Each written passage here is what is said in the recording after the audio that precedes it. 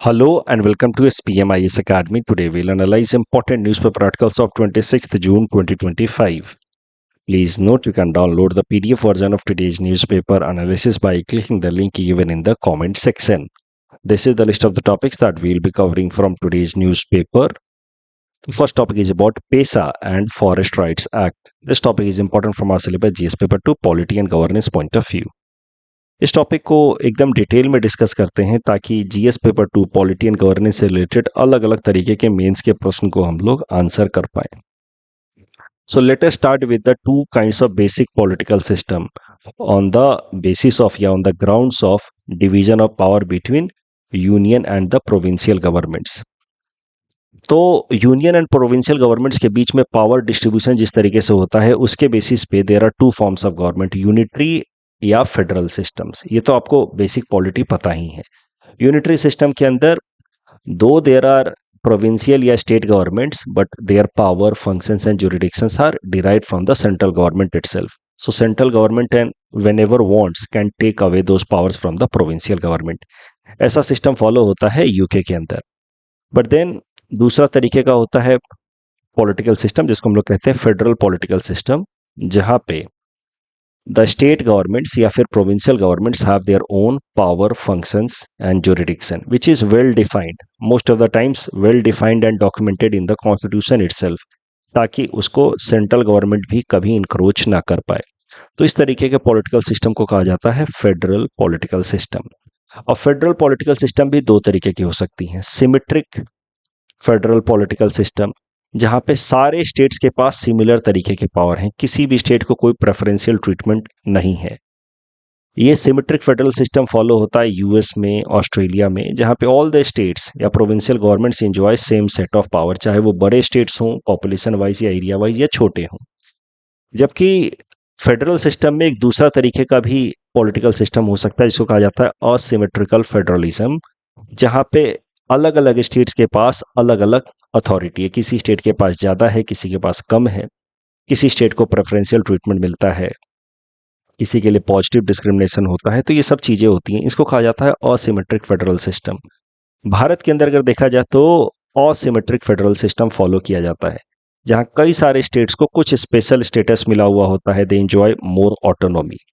भारत के अंदर asymmetric federal political system follow होता है. इसके लिए कुछ जो प्रोविजंस है हमारे संविधान के अंदर ही, वो हैं 5th एंड 6th शेड्यूल्स. इसकी मदद से, जैसे 6th शेड्यूल की मदद से कुछ हिली एरियाज के 4 स्टेट्स को प्रेफरेंशियल ट्रीटमेंट मिलता है. 5th शेड्यूल में 10 ऐसे स्टेट्स हैं जहां पे ट्राइबल पॉपुलेशन ज़्यादा है, उनको प्रेफरेंशियल ट्रीटमेंट मिलता है. Again part 21 of the constitution mentions about special provisions for different states. For example, Article 371A for Nagaland, 371B for Assam, like that. पहले जम्मू कश्मीर के लिए भी स्पेशल स्टेटस था अंडर आर्टिकल 370. तो हमारे संविधान में अलग अलग स्टेट्स के लिए थोड़े से प्रेफरेंशियल ट्रीटमेंट की व्यवस्था है, यानी कि not all the states are treated at the same level. और इस तरीके के फेडरल सिस्टम को कहा जाता है असिमेट्रिक फेडरल सिस्टम. अब भारत के अंदर जैसे मैंने बात की कि 5th and 6th schedules are example of asymmetric federal system. So today we are going to talk more about these 5th and 6th schedule itself, और उसमें भी we are going to talk more about 5th schedule of the Indian Constitution. 5th schedule मुझे पूरी उम्मीद है कि आपने prelims के टाइम में ही रिवाइज कर लिया था. भारत के 10 ऐसे स्टेट्स हैं जहां पे ट्राइबल पॉपुलेशन प्रीडोमिनेंट है और वहां पे इकोनॉमिक बैकवर्डनेस भी है. इन 10 स्टेट्स के अंदर कुछ कुछ एरियाज को डिक्लेयर किया गया है as schedule areas as per 5th schedule of the constitution. The schedule areas are declared by the president of India. Schedule areas declare कराए जाने के लिए वहां पे 2 कंडीशंस होने चाहिए. प्रीपोंडरेंस ऑफ ट्राइबल पॉपुलेशन, मतलब ट्राइबल पॉपुलेशन अच्छी खासी होनी चाहिए, और एक इकोनॉमिक बैकवर्डनेस भी होना चाहिए. भारत के 10 ऐसे स्टेट्स हैं जिनको शेड्यूल एरियाज के अंतर्गत रखा गया अंडर 5th शेड्यूल, जिनको यहाँ इस इमेज से यहाँ पे दिखाया गया है. इन 10 स्टेट्स के अंदर अलग से व्यवस्था की गई है ट्राइबल पॉपुलेशन के अपलिफ्टमेंट के लिए.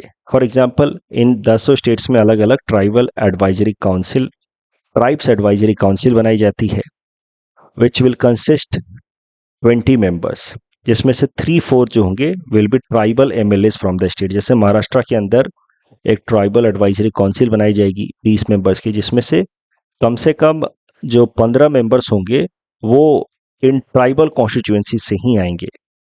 तो इस तरीके से ट्राइबल एडवाइजरी काउंसिल बनाई जाती है और ट्राइबल एडवाइजरी काउंसिल का काम होता है to provide ad advice with respect to welfare and advancement of scheduled tribes in these states. तो जब भी सरकारें यहाँ जैसे महाराष्ट्र हो, गुजरात हो, यहाँ की सरकार अगर कोई कानून बना रही है, लेजिस्लेटिव असेंबली में कोई चर्चा हो रही है, तो ट्राइबल एडवाइजरी काउंसिल उसमें एडवाइस प्रोवाइड करता है ताकि एसटी कम्युनिटी का वेलफेयर हो पाए।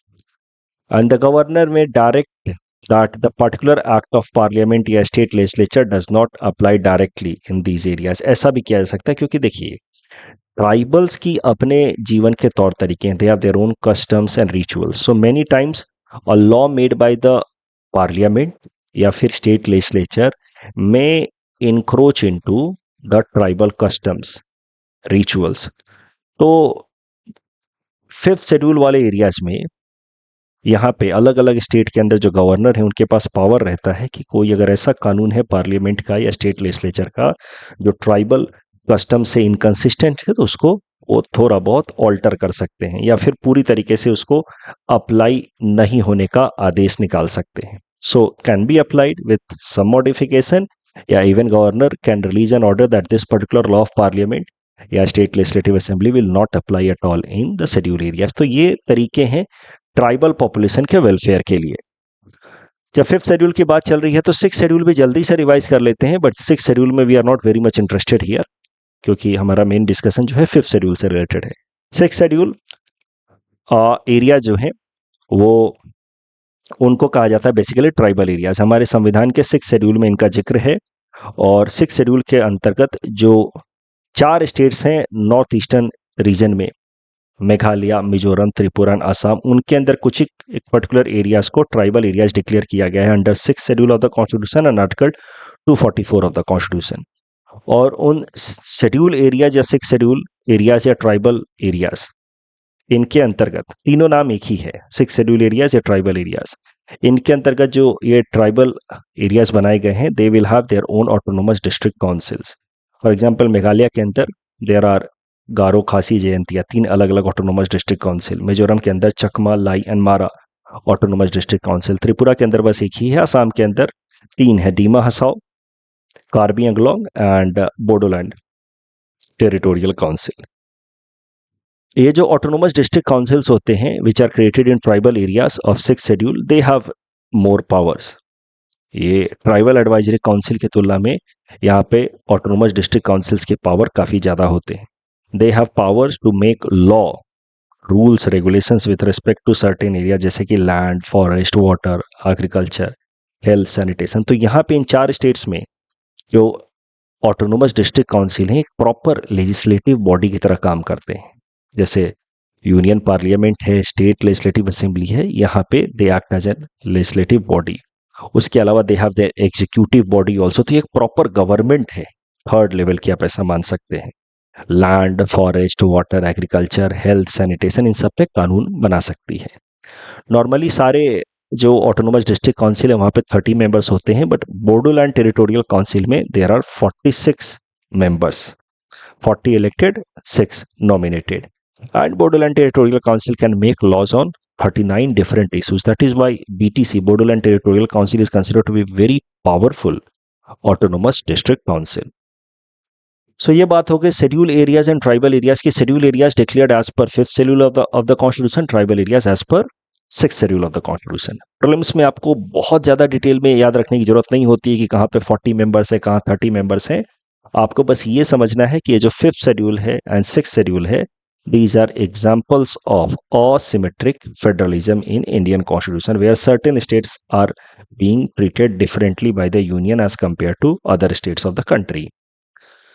अब अगर फिफ्थ और सिक्स शेड्यूल की थोड़ी सी हिस्ट्री बात कर लेगी कि आखिर इनको ऐसा क्यों बनाया गया अलग से, तो कारण ये है कि देखिए ट्राइबल पॉपुलेशन इन एरियाज में प्रीडोमिनेंट है और ब्रिटिशर्स ने स्टार्टिंग में क्या किया कि इन एरियाज में जब अपनी एडमिनिस्ट्रेशन को इम्पोज किया तो ट्राइबल्स ने रिवोल्ट करना शुरू कर दिया। क्योंकि ब्रिटिशर्स देखिए वो फॉरेस्ट रिजर्व्स को एक्सट्रैक्ट कर रहे थे एट अनसस्टेनेबल मैनर। उनको रेलवे लाइन बिछाना था, उनको इंडस्ट्रीज बनानी थी, तो for that they required extraction of forest reserves. और इस कारण से ब्रिटिशर्स ने फॉरेस्ट एरिया पे अपना कंट्रोल जमाना शुरू किया। ब्रिटिशर्स ने जो कानून बनाए विथ रिस्पेक्ट टू फॉरेस्ट, जहां जिसकी मदद से वो फॉरेस्ट को काट सकते थे, वहां से रिसोर्सेज निकाल सकते थे, इससे tribal way of life was getting disturb because tribals are intricately related with forest. अब नतीजा ये हुआ कि कई सारे ट्राइबल रिबेलियंस देखने को मिले, discontentment amongst tribal and tribal rebellion, जैसे कि Kol rebellion, Santhal rebellion, Munda rebellion. और ये बस इसलिए हुआ क्योंकि ब्रिटिशर्स कुड नॉट अंडरस्टैंड कि tribals are intricately related with forest, और फॉरेस्ट को अगर काटा जाएगा तो ट्राइबल्स विल रिवोल्ट। तो जब बहुत सारे ट्राइबल रिवॉल्यूशन होने लगे, then British started to take of hand off policy या आइसोलेशन पॉलिसी टुवर्ड्स ट्राइबल्स, कि भैया ट्राइबल्स के साथ बहुत ज़्यादा इंटरवीन नहीं करना है, उनके लाइफ में बहुत ज़्यादा इंटरफेयर नहीं करना है।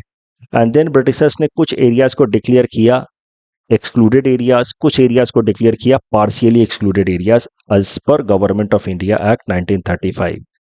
एक्सक्लूडेड एरियाज बेसिकली ये हो गए थे 6 शेड्यूल एरियाज, और 5th शेड्यूल एरियाज को नाम दिया गया था partially excluded areas in government of India act 1935। कि इन एरियाज में एडमिनिस्ट्रेटिव प्रोविजंस को डायरेक्टली इंप्लीमेंट नहीं करना, अदरवाइज ट्राइबल रिवोल्ट हो जाता है।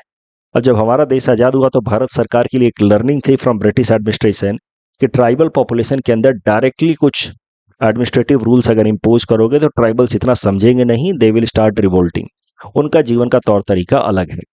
तो फिर ये जो पार्शियली एक्सक्लूडेड एरियाज था उसके जगह पे आज़ादी के बाद हमने बना दिया 5th शेड्यूल एरियाज, और एक्सक्लूडेड एरियाज था उसके जगह पे हमने बना दिया tribal areas under 6th schedule. तो आप कह सकते हैं कि ये 5th and 6th schedule in the Indian constitution which is an example of asymmetric federalism has roots in British laws, government of India 1935। अब जरा बात करते हैं थोड़े से शेड्यूल एरियाज के बारे में अंडर 5th शेड्यूल। ये जो शेड्यूल एरियाज हैं, इन शेड्यूल एरियाज में पंचायती राज इंस्टीट्यूशंस को इंप्लीमेंट करने के लिए एक अलग से कानून लाया गया जिसका नाम है पेसा एक्ट। क्योंकि आपको पता है कि 73rd अमेंडमेंट एक्ट लाया गया 1972 में, आई एम सो सॉरी 1992 में, 73rd अमेंडमेंट एक्ट 1992 में, जिसके मदद से अब जो पंचायती राज इंस्टीट्यूशंस हैं 3rd tier of the governance, उसको भी कॉन्स्टिट्यूशनल स्टेटस दे दिया गया। तो अब पंचायती राज इंस्टीट्यूशंस यानी कि लोकल लेवल पे ग्राम सभा, फिर ब्लॉक पंचायत, फिर डिस्ट्रिक्ट पंचायत, ये बनाने की बात की गई इन रूरल एरियाज, और अर्बन एरियाज में म्युनिसिपल काउंसिल, म्युनिसिपल कॉर्पोरेशन, ऐसे बात बनाने की कोशिश की गई। 73rd and 74th amendment of the Indian constitution brought the concept of rural and urban local body, ये तो आप जानते हैं। अब पंचायती राज इंस्टीट्यूशंस को शेड्यूल एरियाज में कैसे अप्लाई किया जाए, ये प्रश्न उठा कि शेड्यूल एरियाज में भी पंचायती राज इंस्टीट्यूशंस को अप्लाई करना होगा। तो उसके लिए संविधान में ही as per 73rd constitutional amendment act 1992 लिखा हुआ था कि शेड्यूल एरियाज में पंचायती राज का कॉन्सेप्ट थोड़ा अलग तरीके से अप्लाई होगा, और शेड्यूल एरियाज में पंचायती राज के कॉन्सेप्ट को अप्लाई करने के लिए पार्लियामेंट को कानून बनाना होगा, स्पेशल कानून, जिसकी मदद से शेड्यूल एरियाज में पंचायती राज इंस्टीट्यूशंस को इंप्लीमेंट किया जा सके। और फिर अकॉर्डिंगली ही पार्लियामेंट ने कानून बनाया PESA, panchayat extension to schedule area act 1996। PESA नाम से ऐसा आपको समझ आ रहा है, इस कानून की मदद से ऐसे प्रोविजंस लाए गए जिसकी मदद से अब पंचायती राज इंस्टीट्यूशंस को शेड्यूल एरियाज में इंप्लीमेंट किया जा सकता था। तो PESA was brought in 1996 and it extended panchayat constitution in 5th schedule areas. इस तरीके से पंचायती राज सिस्टम को 5th शेड्यूल एरियाज में इंप्लीमेंट किया गया ताकि ट्राइबल कस्टम्स एंड ऑटोनॉमी को रिटेन की जाए। तो PESA was basically aiming at empowering tribal community, panchayati raj institutions भी आ जाए और ट्राइबल की कस्टम्स रिचुअल्स भी हैम्पर ना हो। पेसा के अंतर्गत बात की जाए तो ग्राम सभा बनाई गई, जो नॉर्मली नॉन ट्राइबल एरियाज या नॉन शेड्यूल एरियाज में भी ग्राम सभा होती है, बट ग्राम सभा को कई सारे पावर्स दिए गए विद रिस्पेक्ट टू फॉरेस्ट, क्योंकि जहां जहां पर ट्राइबल्स हैं आप मान के चल सकते हैं कि वहां पे फॉरेस्ट भी है।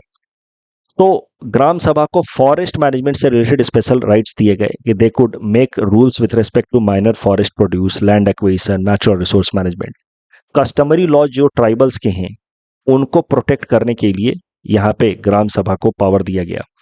और साथ ही साथ कहा गया कि जो स्टेट पंचायत कानून लेकर के आएगी स्टेट गवर्नमेंट, जैसे मध्य प्रदेश की सरकार है, तो पंचायती राज इंस्टीट्यूशंस को इम्प्लीमेंट करने के लिए उनको स्टेट पंचायत एक्ट लाना होगा। उस स्टेट पंचायत एक्ट में उस बात का ध्यान रखेगी कि ट्राइबल्स के कस्टम्स या ट्रेडिशंस जो है वो वायलेट ना हो। उसके अलावा जो भी पंचायती राज इंस्टीट्यूशंस बनाए जाएंगे ग्राम सभा लेवल पे, ब्लॉक लेवल पे या डिस्ट्रिक्ट लेवल पे इन शेड्यूल एरियाज, वहां पे पेसा एक्ट में लिख करके दिया गया साफ साफ कि उन पंचायती राज इंस्टीट्यूशंस में 50% सीटें जो हैं वो ट्राइबल्स के लिए रिजर्व्ड रहेंगी, including the seat of chairperson will belong to the tribals. तो मुद्दा ये है कि पंचायती राज का कॉन्सेप्ट आया 1992 में, बट शेड्यूल एरियाज में पंचायती राज के कॉन्सेप्ट को इंप्लीमेंट करने के लिए कानून लाया गया PESA, panchayat extension to schedule areas, जिसमें ग्राम सभा को स्पेशल पावर्स दिए गए with respect to management of forest.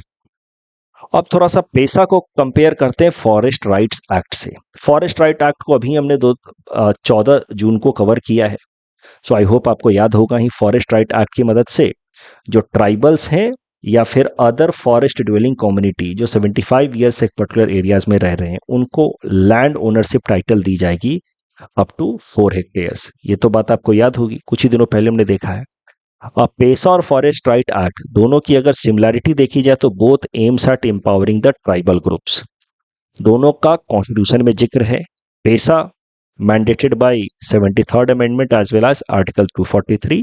Forest right act को आर्टिकल 21 यानी कि right to life with dignity for the tribals से जोड़ करके देखा जा सकता है। बट दोनों के इंप्लीमेंटेशन में कुछ कुछ डाइवर्जेंस देखने को मिला। जैसे पेसा जो कानून है उसको तो सीधा सीधा ग्राम सभा इंप्लीमेंट करेगी। पेसा कानून के अंतर्गत इन सब एरियाज में जो ग्राम सभा होगी वही minor forest produce, land acquisition वगैरह से रिलेटेड कानून बनाएगी, नियम बनाएगी।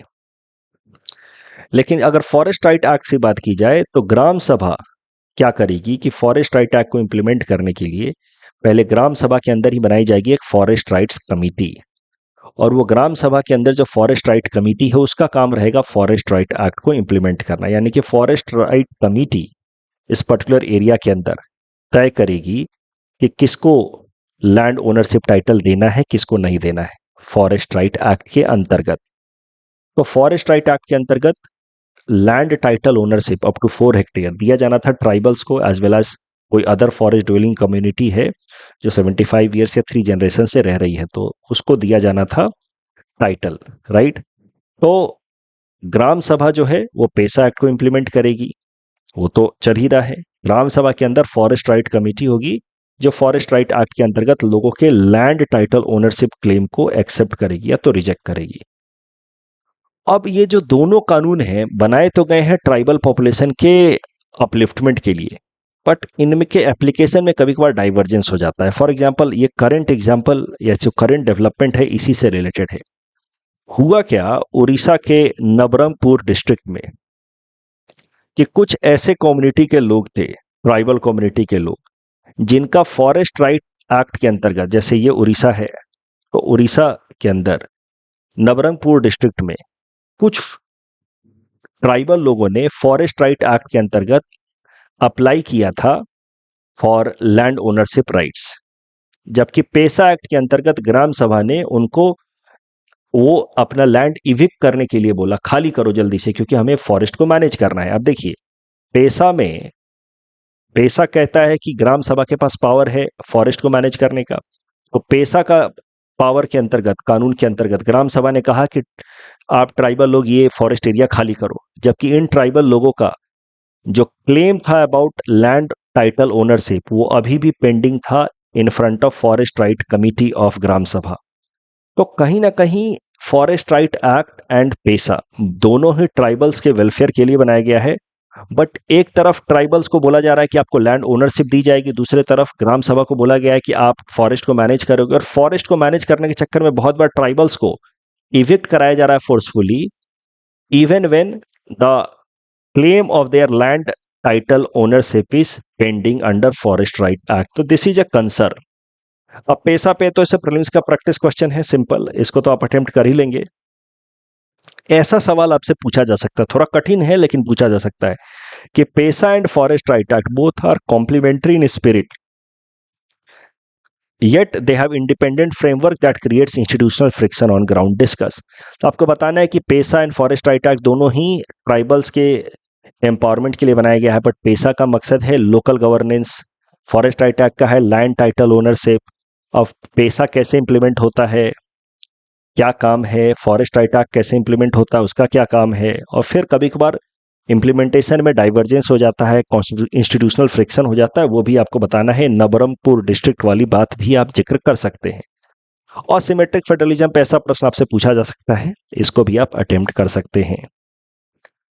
Next topic is about MSME related initiatives in budget 2025-26 important from our syllabus GS paper 3 Indian economy point of view. देखिए हाल फिलहाल में एक कॉन्क्लेव कराई गई बेंगलुरु में with respect to MSME.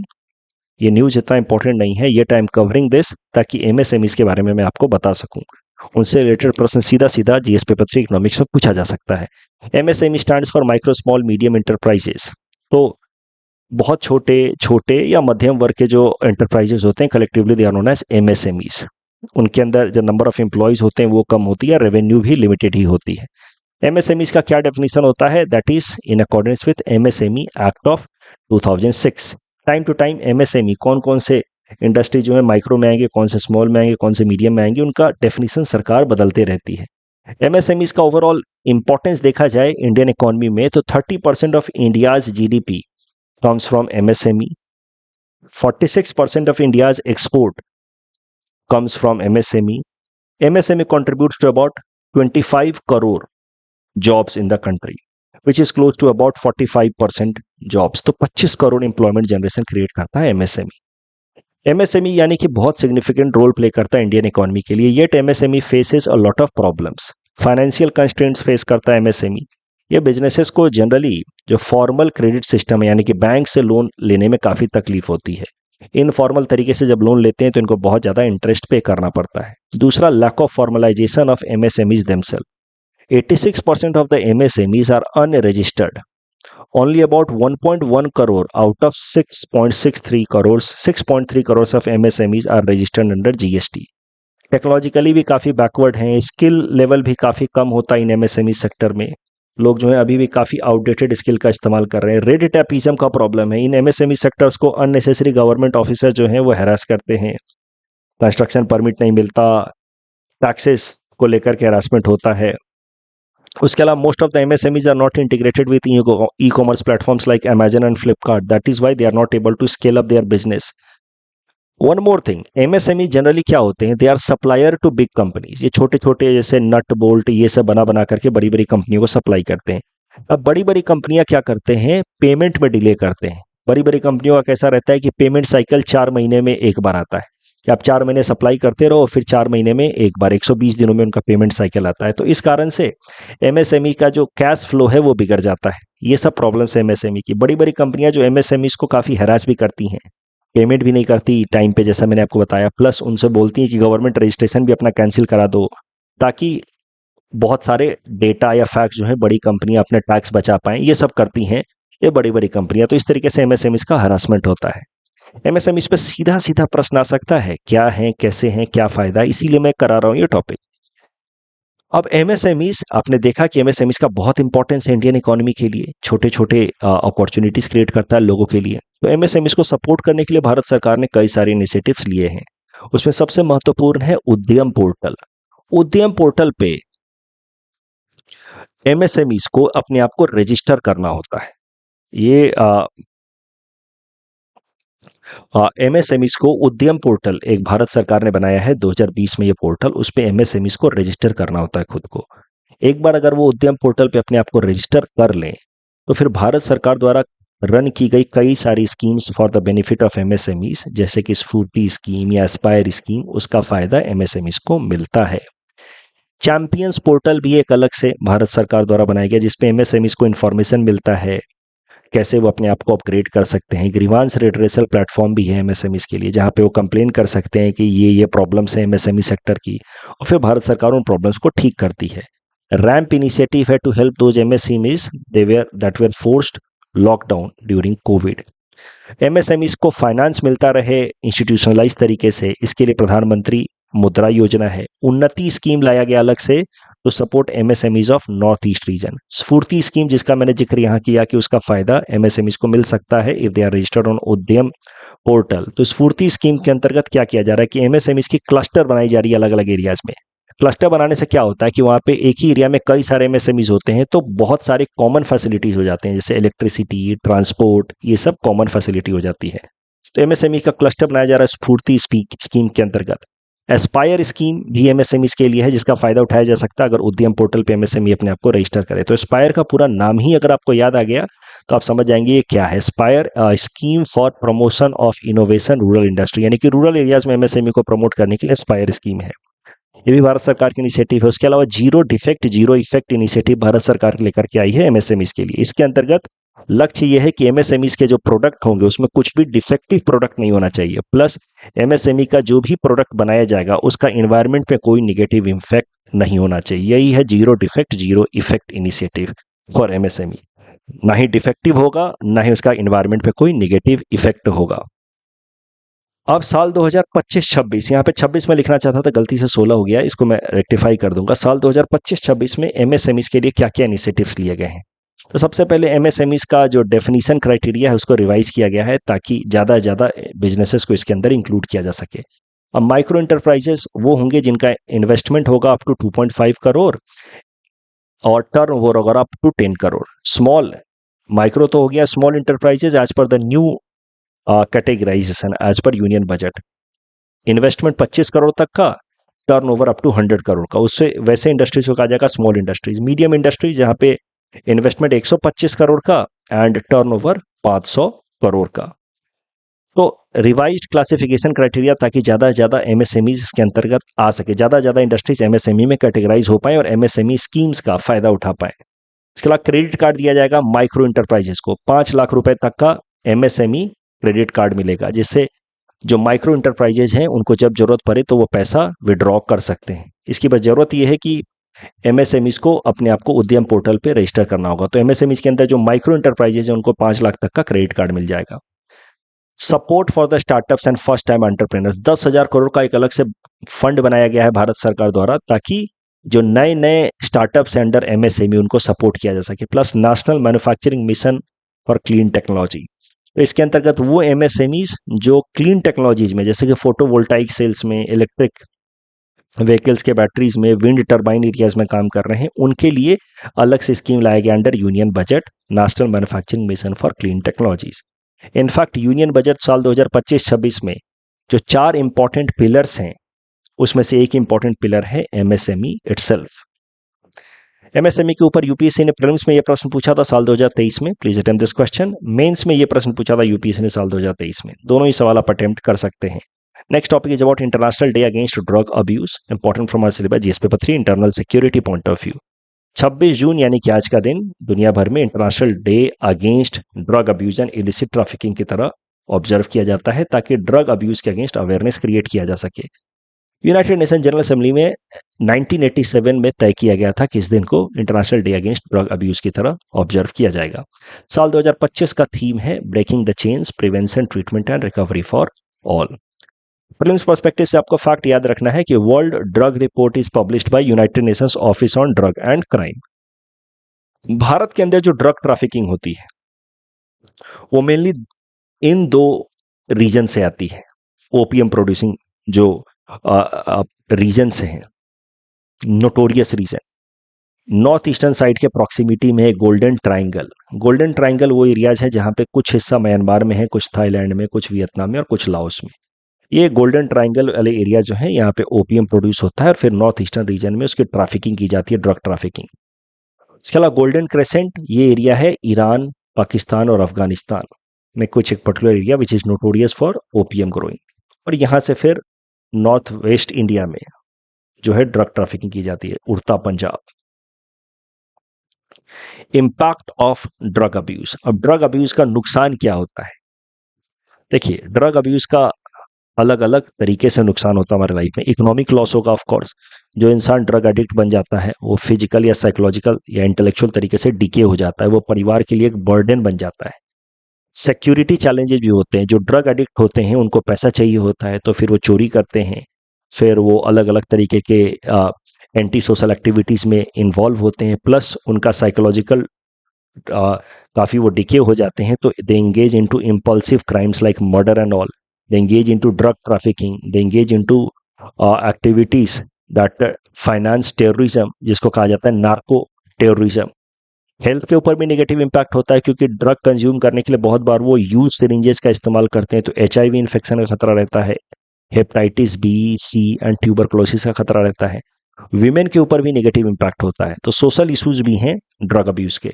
Women जो हैं they are subjected to domestic violence, क्योंकि उनके हस्बैंड्स अगर या फादर इस तरह के लोग जो हैं वो ड्रग एडिक्ट हैं, तो डोमेस्टिक वायलेंस झेलना पड़ता है। If husbands are drug addict, तो विमेन को भी एचआईवी होने का खतरा रहता है। फाइनेंशियल बर्डन भी विमेन के ऊपर पड़ता है। तो इस तरीके से कहा जा सकता है कि drug abuse leads to a kind of vicious cycle, चारों तरीके से इंसान को डिग्रेड कर देता है। सॉल्यूशन क्या है उसके पहले थोड़ा सा ये भी समझ लीजिए, भारत के अंदर ड्रग अब्यूज की समस्या कितनी बढ़ती जा रही है, वो भी नॉर्थ ईस्टर्न स्टेट में। इस पे प्रश्न आपसे पूछा जाएगा, नॉर्थ ईस्टर्न स्टेट में ड्रग अब्यूज की समस्या देखिए। ऑल ओवर भारत में एचआईवी परसेंटेज जो है 15 से 49 ईयर्स के एज में 0.26% है, लेकिन नॉर्थ ईस्टर्न स्टेट्स में ये जो नंबर है वो नेशनल एवरेज से कहीं ऊंचा है। नागालैंड के अंदर 0.78, मणिपुर में तो 1.15% लोग जो हैं वो एचआईवी से शिकार हैं 15 से 49 के बीच में। उसके पीछे मुख्य कारण है it's proximity with golden triangle. Golden triangle वाले एरिया से ड्रग आता है, यहाँ पे कई सारे यूथ जो है ड्रग एडिक्ट हो गए हैं, फिर वो यूज सिरिंजेस का इस्तेमाल करते हैं, तो एचआईवी फैल जाता है। तो इसी से निपटने के लिए भारत सरकार लेकर के आई प्रोजेक्ट सनराइज साल 2016 में, जिसमें एचआईवी पेशेंट्स का इलाज किया जाता है, ड्रग अब्यूज के अगेंस्ट अवेयरनेस क्रिएट किया जाता है। और एक और बड़ी इनोवेटिव बातें हैं, सिरिंजेज, न्यू सिरिंजेज फ्री में बंटवाए जाते हैं कि अगर ड्रग लेना ही है यार तो कम से कम नए सिरिंज का इस्तेमाल करो, यूज सिरिंज तो मत करो। तो new syringes are also distributed under project Sunrise. Solution क्या हो सकता है ड्रग अब्यूज से डील करने के लिए? तो आंसर में आपको ऐसा लिखना है कि we need to have a multi dimensional approach. Society based solution लाना चाहिए, जैसे स्कूल में फैमिली लेवल पे अवेयरनेस क्रिएट करना चाहिए, एनजीओज को भारत सरकार को इन्वॉल्व करना चाहिए ताकि वो अवेयरनेस क्रिएट करें, plus de addiction centres create करें, रिहैबिलिटेशन सेंटर क्रिएट करें।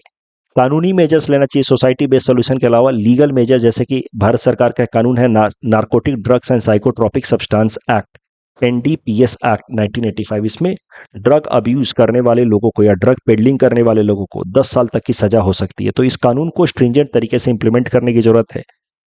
प्लस इंटरनेशनली एक इनिशिएटिव लाया गया है, यूनाइटेड नेशंस ऑफिस बनाया गया है ऑन ड्रग्स एंड क्राइम, जो इंटरनेशनल ड्रग ट्रैफिकिंग को रोकने पे काम करता है। भारत को इसमें प्रॉपरली कोऑर्डिनेट करने की जरूरत है। टॉपिक डिस्कशन के बेसिस पे प्रिंस प्रैक्टिस क्वेश्चन है, please type this question and submit the answer in the comment section. Next topic is about tackling Guwahati flood. Floods important from our syllabus, GS paper 5 Assam issues point of view. देखिए, Brahmaputra plane में क्यों flood आता है वो तो हमने एक दिन देखा। अब शहरों में बार बार क्यों फ्लड आता है? गुवाहाटी में अगर आधे घंटे भी बारिश हो जाती है तो पानी जमा हो जाता है, उसको कहा जाता है urban flood. Guwahati city is badly inflicted with urban flood. Urban flood के पीछे क्या कारण होता है? Why Guwahati city so frequently get deluged, मतलब फ्लडेड? कुछ तो नेचुरल फैक्टर है, Guwahati is on the bank of Brahmaputra river, और थोड़ा सा ज्योग्राफिकल टोपोग्राफी भी ऐसा है, बाउल शेप टोपोग्राफी है, चारों तरफ से वो थोड़ा सा लोअर लैंड है गुवाहाटी का, इसलिए पानी बार बार इकट्ठा हो जाता है। मेघालय साइड का पानी आकर के गुवाहाटी में इकट्ठा हो जाता है। बट एंथ्रोपोजेनिक फैक्टर्स, मतलब human related factors are also major cause, जिस कारण से अर्बन फ्लड आता है। हम लोग जहां तहां घर बना रहे हैं आजकल, उसके अलावा ड्रेनेज सिस्टम को चोक किए जा रहे हैं, जहां मन करता है वहां घर बना लेते हैं, इसी को कहा जाता है अर्बन स्प्रॉल। और फिर प्रॉपर डंपिंग मैकेनिज्म तो है नहीं अपने वेस्टेज का, तो उसको इम्प्रॉपर तरीके से जो हम डंप करते हैं तो हमारा जो ड्रेनेज सिस्टम है वो चोक होता है। उसके अलावा जहां तहां घर बना लेने से, अर्बन स्प्रॉल करने से सॉइल इरोजन लगातार हो रहा है, क्योंकि पहाड़ों को काट काट के घर बनाया जा रहा है। तो सॉइल इरोजन जब हो रहा है तो जब भी बारिश होती है बहुत सारा सैंड सिल्ट इकट्ठा हो जाता है, जो ड्रेनेज सिस्टम को क्लॉग कर देता है, जिस कारण से जब भी बारिश होती है ड्रेनेज सिस्टम क्लॉग होता है और फिर अर्बन फ्लडिंग हो जाती है। तो anthropogenic factors are the major reason behind urban flood in Guwahati city. अब करंट न्यूज ये है कि असम सरकार ने 183 करोड़ का प्रोजेक्ट प्रपोजल दिया है एशियन डेवलपमेंट बैंक को। अगर ये अप्रूव हो जाता है तो 183 करोड़ मिलेंगे असम सरकार को एशियन डेवलपमेंट बैंक से, जिसकी मदद से हम लोग असम के अंदर जो गुवाहाटी शहर है वहां पे फ्रीक्वेंट अर्बन फ्लडिंग के प्रॉब्लम से डील कर पाएंगे। तो ये जो प्रोजेक्ट है 183 करोड़ का, इसको बनाया है नीदरलैंड बेस्ड एक कंपनी ने, रॉयल हास्कोनिंग डीएचवी ने। इसके अंतर्गत सजेस्ट किया गया कि क्या क्या मेजर्स लिए जाएंगे गुवाहाटी के अंदर अर्बन फ्लड को काउंटर करने के लिए। ये जो रिपोर्ट है ये सबमिट कर दी गई है एशियन डेवलपमेंट बैंक को। In principle Asian development bank has also agreed, but final approval आना बाकी है।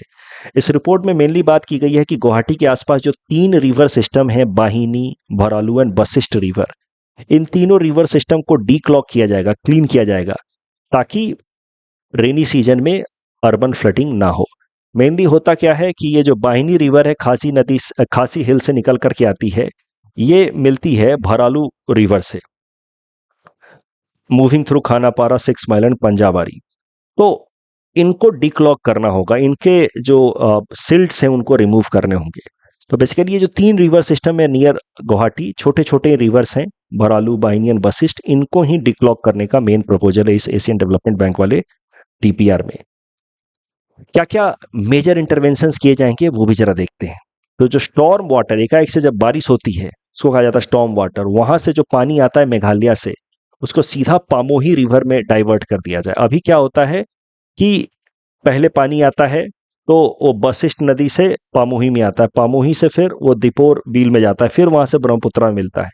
वशिष्ठ नदी जो क्लॉग हो जाती है तो फिर गुवाहाटी में पानी जमा हो जाता है। सीधा अगर पामोही में डाइवर्ट कर दिया गया तो फिर वो प्रॉब्लम काफी हद तक गुवाहाटी में क्लॉगिंग का या अर्बन फ्लड का कम हो सकता है। बाहिनी रिवर की कैरिंग कैपेसिटी को बढ़ाया जाएगा बाय डीसिल्टेशन, उनके सिल्ट को हटाया जाएगा। उसके अलावा रिटेंशन वॉल्स बनाए जाएंगे अलोंग द स्लोप, ताकि इरोजन कम से कम हो हिली एरिया से आने वाला, ताकि रिवर के जो चैनल्स हैं वो ब्लॉक ना हो ड्यूरिंग द रेनी सीजन। मैंने आपको बताया ना, पहाड़ों से आने वाला पानी जब बहुत ज्यादा सिल्ट जमा हो जाता है तो वो फिर ड्रेनेज सिस्टम को क्लॉग करता है। उसके अलावा सबसे इंपॉर्टेंट इनिशिएटिव, लगभग 60,000 क्यूबिक मीटर का एक पॉन्ड बनाया जाएगा at 6 mile on APDCL land, और उस पॉन्ड से पानी को डाइवर्ट किया जाएगा टू सिलसाको बिल। तो जब भी बारिश का पानी आएगा मेघालय साइड से तो इस पॉन्ड में जमा हो जाएगा, और पॉन्ड से उस पानी को डाइवर्ट कर दिया जाएगा सिलसाको बिल में, ताकि गुवाहाटी में पानी अनड्यूली इकट्ठा ना हो।